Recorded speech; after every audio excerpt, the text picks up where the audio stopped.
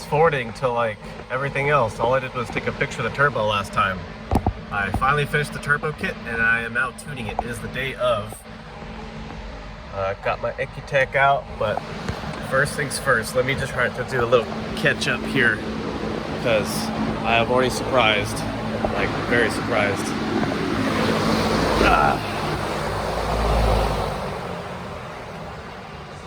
Alright, here it is.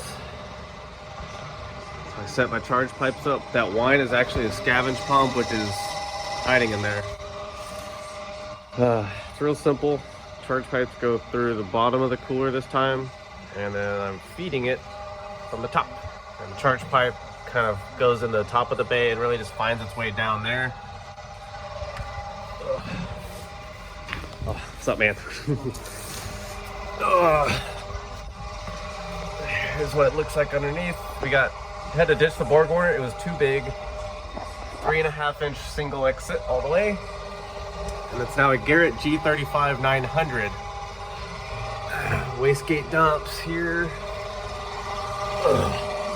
There's my pump, scavenge pump. So the line just kind of goes like this to the bottom of the turbo. And then we just put a spacer here, so that way out of the pump, it just feeds all the way into the pan right here. There's a little pressure sensor. And yeah, it's very, very simple. I think so. Trying to make it easy to work on so it's easy to install.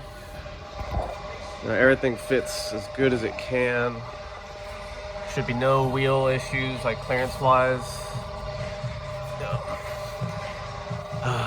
This guy's, I got like perfect clearance, but I had to make this one go farther this way than that side because I had to make space for this and then the fuel system. But it's looking very good. So it's got 15 pounds in it from the base, which I didn't think it was gonna be this much. Holy crap. And it's very smooth, so like, that's just the first pull. That's my like half-ass street tune apparently. So we got some things to look at. We're gonna keep going and see what it can do. But the 600 foot-pounds are probably gonna have to bring that down. That's quite a bit for a stock motor. God dang.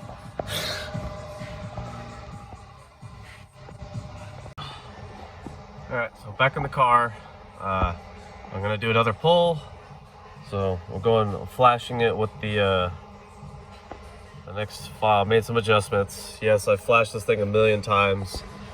It's mostly because I was doing all my NA research on it, and then I just did like the base map for turbo.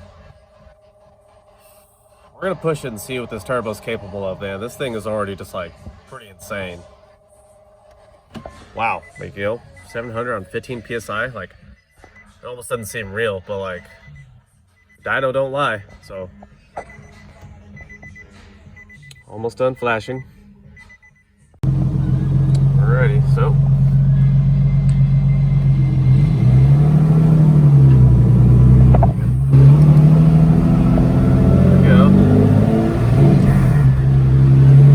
hopefully it doesn't blow up because I'm holding my phone and not paying as much attention as I should, but like, you know, I guess we'll just have to see.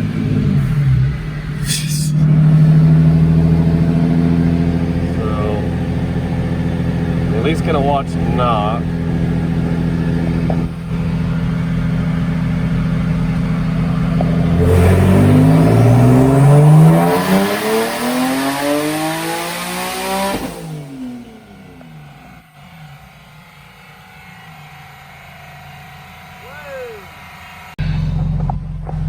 Okay, this turbo clearly ain't care and is not slowing down. It just did 792. I think I'm gonna stop. Holy smokes. Let's make sure the rods are all still in there. We can't see shit. It's fine. Let's review, huh? Holy God. Where did it have that torque spike? Oh. Here, that makes sense. Dang. See, I've been trying to get the torque to be lower so it's a little safer, but like kind of make it flat and get the top end to come up. but that was a huge slap in the face. Like no torque, and then it said, woo! Okay, depending on the tuner, this turbo kit is more than capable of probably 850 wheel at this point. This is pretty insane.